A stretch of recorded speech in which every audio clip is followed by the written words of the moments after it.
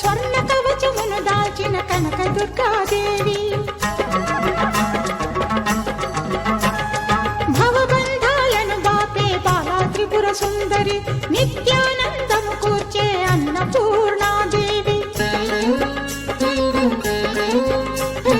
లోక శాంతిని సంరక్షించే సుమంత్రమూర్తి గాయత్రి అక్షయ సంపదలెన్నో అవని జనులకందించి దివ్య రూపిణి మహాలక్ష్మి విద్యా కవన గానమొసగు వేదమయీ సరస్వతి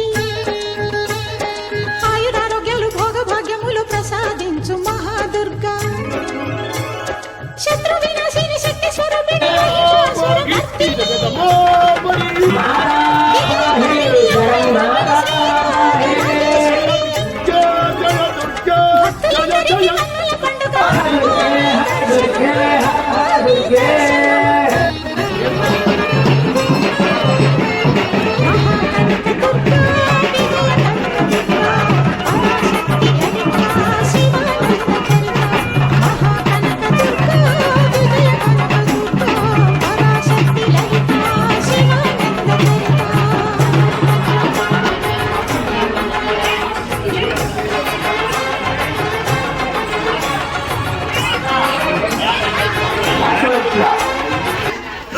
ఆ వేప చెట్టుతో పాటు ఆ ఇంటావిడి ఒక ఫోటో పెట్టింది.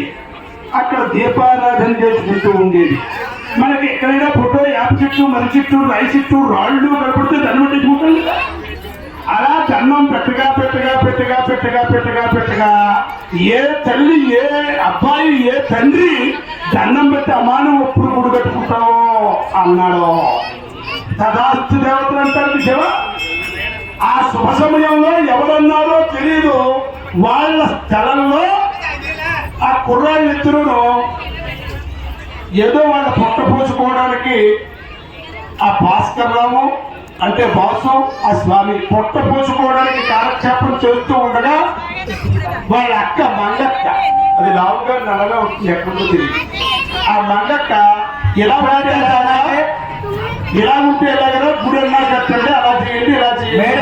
గోవిందరాజు గారు అలాగే గోశాలకి డబ్బులు ఇస్తారు.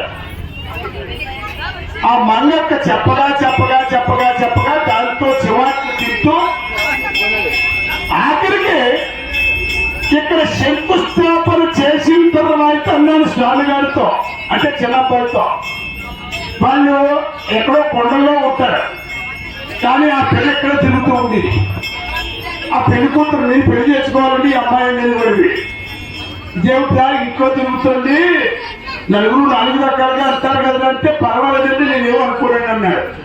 అమ్మవారికి దండం పెట్టుకోరా, శంకుస్థాపన చేసేయి, నీ గుడి కట్టేసరికి నాకు కూతురుగా పుట్టు తల్లి నువ్వు అని చెప్పి దండం పెట్టుకోరా అన్నాను.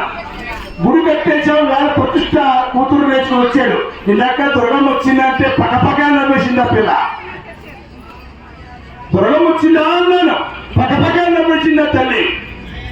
అంటే అంత సంతోషంగా ఆవిడ తీసుకొచ్చింది ఈ వెలుగుని. వాళ్ళ వల్ల కాక శంకుస్థాపన చేసేసిన